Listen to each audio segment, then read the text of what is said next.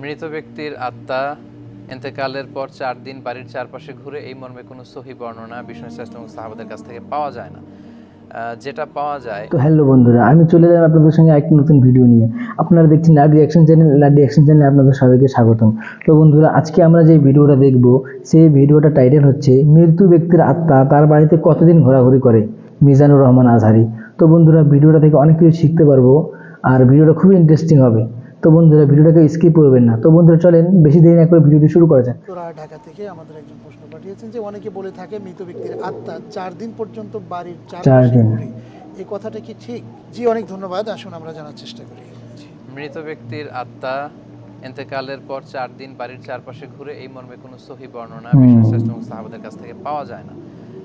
যেটা পাওয়া যায় সেটা হচ্ছে মৃত ব্যক্তিকে যখন কবরে নিয়ে যাওয়া হয়, তখন মৃত ব্যক্তি তাদের সবকিছু দেখতে থাকে এবং শুনতে থাকে, এবং লোকেরা যখন তার সাথে সাথে যায়, করা আনা আলাই, মানুষের পায়ের আওয়াজও তারা শুনতে পায়। এই বর্ণনা পাওয়া যায়। এবং যখন আল্লাহ তার রুহু তার অন্তরে ফিরিয়ে দিতে চায়, শুধু ওই মুহূর্তে আল্লাহ যখন তাকে এই সুযোগটা দেন, স্পেশালি তিনি দেখতে পারে। তাই বলে বাড়ির চারপাশে আত্মা ঘুরে বেড়াচ্ছে, ছেলেমেয়েরা কি করছে, মৃত আত্মা সব দেখতে পারে, বিষয়টি এমন নয়। এবং বিষ্ণু ইসলামের ক্ষেত্রেও বিষ্ণু ইসলাম ওনার কবরে এখন শুয়ে আছেন, তাই বলে আমরা কোথায় কি করছি, বিষ্ণু ইসলাম যে ওখানে বসে সব দেখছেন, বিষয়টা এমন না।